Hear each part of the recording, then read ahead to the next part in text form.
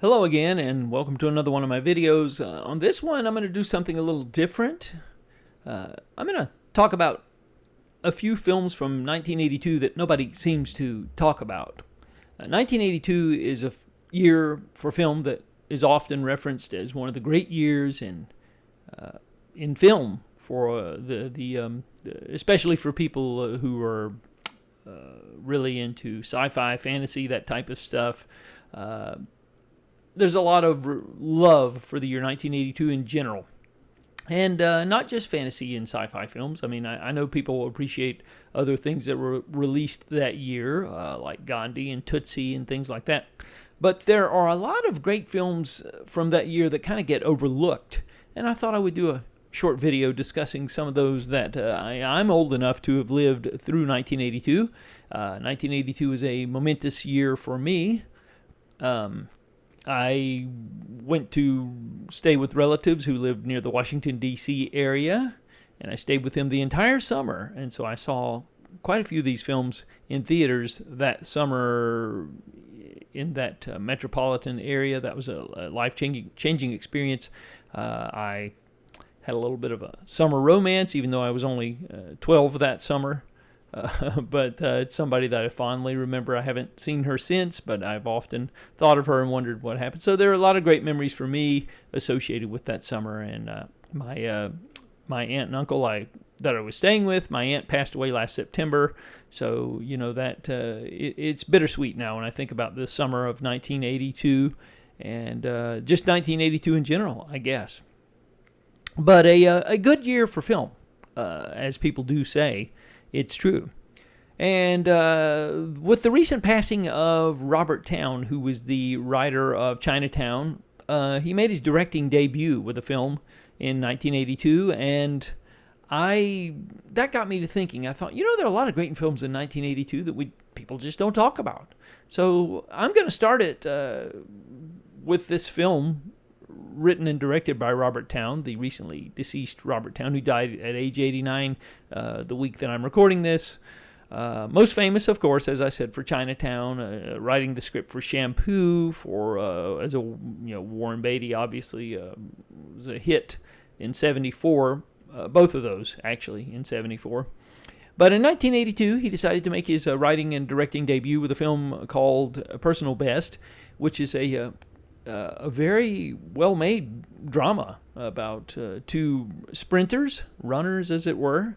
One of them is played by Mariel Hemingway, and these two athletes are they at first they're friendly, and then they begin a sexual relationship as well. And this film was really kind of ahead of its time. And it's very well made, as I said. Unfortunately, has not gotten a really good physical release. I think it was released on DVD, but full screen only, not widescreen. It deserves Warner Archive. I'm looking at you. Now let's get that Personal Best Blu-ray out there, because I'm sure it's something that's definitely needed. I know that for a fact. So yeah, I wanted to mention that one. Missing with Jack Lemmon and Sissy Spacek is another film that people just don't talk about enough. And essentially, Sissy Spacek was her father-in-law, is played by Jack Lemmon. It's been a while, but maybe it's her boyfriend, I'm thinking actually now. Sissy Spacek's boyfriend or husband, I can't remember. But anyway, Jack Lemmon is the father, and he is basically doing some investigative journalism, as it were, in a foreign country, and he turns up missing, as the film's title suggests. And maybe he's done a little bit, maybe he's gotten a little too close to things. And so Jack Lemmon comes down to, and at first Sissy Spacek is kind of hesitant to having him come down and investigate, but together they decide to try to find out what happened to her or his son, her lover, and that forms it's Costa Gavras wrote and directed this film. It was Oscar nominated, but it's a film not enough people talk about. So Anyway, Missing is a great film that I obviously need to revisit because I can't exactly remember the relationship status of two of the characters, but I do remember it's a great film that people don't talk about. The Atomic Cafe is another one I had on my list here. Is a documentary about exploring the 50s when we had the paranoia about an atomic bomb being dropped. Unfortunately, in this day and age, it's kind of scarily getting back around to things are kind of coming full circle. I'm just fingers crossed. Hopefully, that's something that we can move away from, but that's another story. The Atomic Cafe is a documentary that examines that paranoia of the 50s in the early 60s, with the fear that, and it was a real fear that atomic bombs could be dropped, and decimate all of mankind. But it's done in a humorous way, I guess you would say. Some of the duck and cover films, all of those are kind of highlighted there. But it's just a lovely, lovely documentary from 1982 that not enough people talk about. And Deathtrap is a terrific film as well. This is Christopher Reeve stars in this with Michael Caine. This was Christopher Reeve trying to break out of his Superman phase and do something a little bit different. And basically, they are playwrights, and they're trying to kill each other, basically.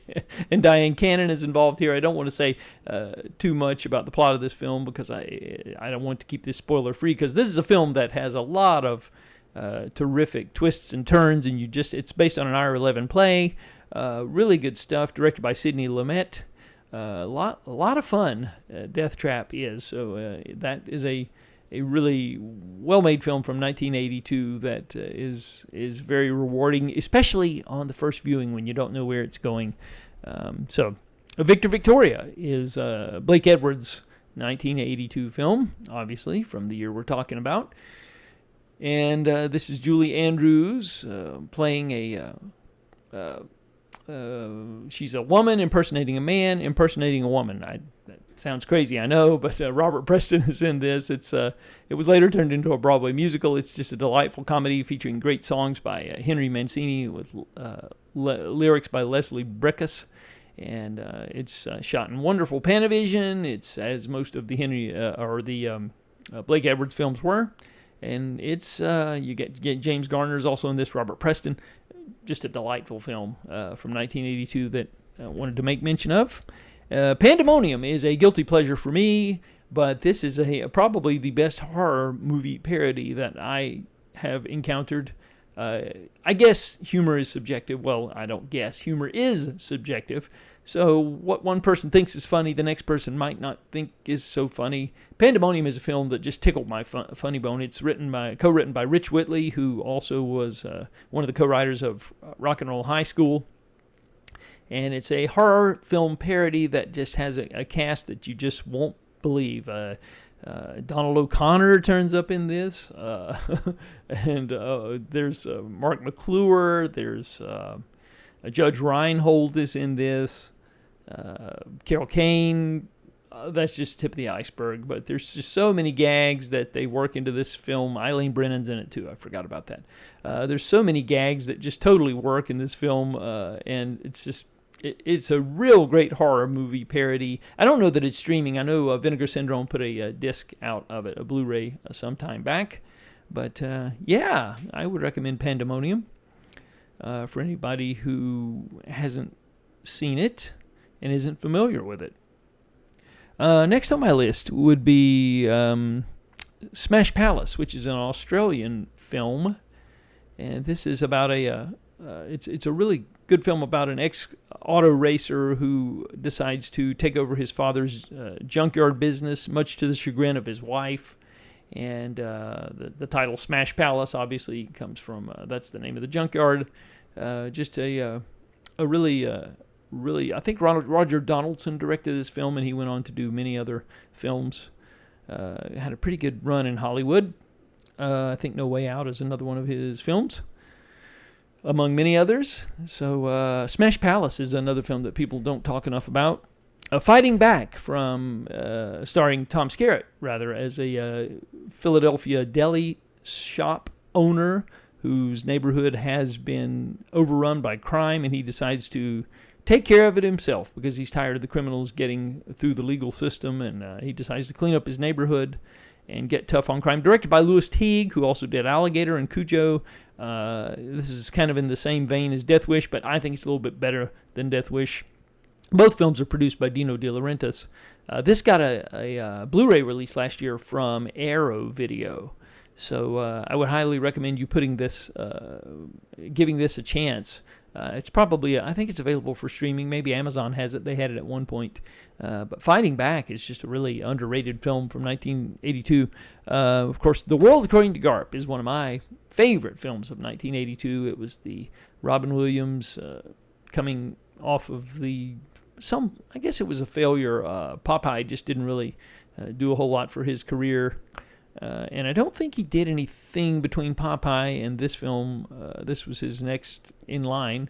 But he's terrific in this film as basically it's an adaptation of the John Irving novel that was considered unfilmable. Steve Tessich, who had previously won an Oscar for his screenplay for Breaking Away, did the screenplay honors for this, and he does a terrific job adapting the book. George Roy Hill of The Sting and Butch Cassidy and the Sundance Kid and Slaughterhouse-Five and The Great Waldo Pepper and many other great films. A Little Romance is another one.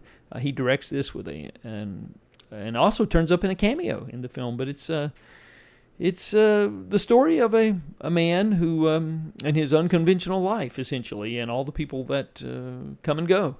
His mother, played by Glenn Close, nominated for an Oscar. John Lithgow is a transsexual that he befriends, and his Mary Beth Hurt, turning in a wonderful performance as Garp's wife. And it's just a lovely, lovely film that was unfortunately released in the summer of '82 and kind of just, I don't think it was a complete flop, but it did not do the business they had hoped for. And it's just a beautiful film. And the class of 1984, scripted by Tom Holland, who would go on to direct Child's Play and Fright Night. This film got a 4-star rating from Roger Ebert, and I don't know that I would give it that high of a rating, but it's a really effective spin on the Blackboard Jungle. If you've seen that from the 1950s, it's about the kids basically terrorizing the teachers. And that's essentially what this is. Michael J. Fox has a small part in this film, and I think he's listed as Michael Fox, I believe, or something. I don't think he's listed as Michael J. I don't think so. But anyway, he's one of the students in the film who's picked on. It's I believe Vincent Van Patten is one of the kids who is doing the terrorizing, and Roddy McDowell's one of the teachers who's victimized, and Perry King is the teacher who decides he's had enough and he's not going to take this crap, and he takes justice into his own hands. So it's a really, really good film directed by Mark Lester. So Mark L. Lester. So class of 1984. Eating Raoul is next on my list. That is Paul Bartel. Wrote and directed this, and he stars with Mary Warrenoff. They appeared in many films together, and this is he and his wife Mary, and their characters are Paul and Mary. They decide they're trying to find a way to fund their new restaurant, and they accidentally kill an intruder one night, and they realize that maybe by killing the undesirables in society and taking their money would be a good way to fund their restaurant. And so they start putting ads out in newspapers, and it gets crazier and crazier. It's a black comedy, a lot of fun. Richard Paul, the great character actor Richard Paul, turns up in this as well. There's just a really good film, Eating Raoul, that was a sleeper hit that year. And The Verdict, Paul Newman. I do think this is talked about somewhat, but maybe not enough. Another Sidney Lumet film, two that year, that would make my top 10 for underappreciated 1982 films. And, of course, this is Paul Newman. He's an alcoholic lawyer who gets one last shot to redeem himself. And to say any more would be a great injustice to this film. But it's a career making performance, I would say. Paul Newman had many great performances, but this is the one that really just seals the deal even more so. I don't know if career making is the right word, but anyway, The Verdict is a great film with a great surprise ending. Just a terrific 1982 film.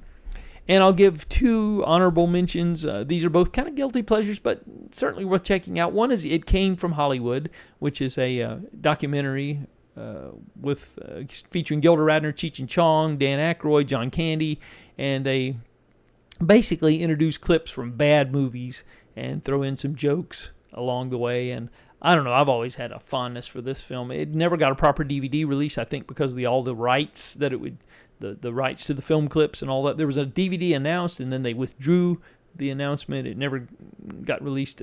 So there's a VHS out there. Sure would be nice to have. It Came from Hollywood on a physical media release, but maybe someday. It used to turn up on HBO quite a bit, and my siblings and I laughed quite heartily at it every time that we watched it. So anyway, and the usual suspects are featured there, the Ed Wood films and the Giant Claw and stuff like that. You know what to expect. So if you haven't seen it, I'm sure there's a YouTube copy out there. And Q, The Winged Serpent, written and directed by Larry Cohen, about an ancient winged serpent that's nesting atop the Chrysler Building in New York City. And this is just a lot of great fun with Michael Moriarty and Richard Roundtree and just David Carradine. Just good stuff all the way around, and Larry Cohen at the peak of his powers, I guess. A lot of shots in this film were stolen shots. In other words, they filmed parts of this movie without getting proper permits. That's always interesting, right? So anyway, those would be my 2 honorable mentions. So anyway, I hope you've enjoyed this remembrance of 1982, the 1982 that I remember, and roughly a dozen films that people really don't talk about that are also released in that year that people think about so fondly. Until next time, thanks for watching.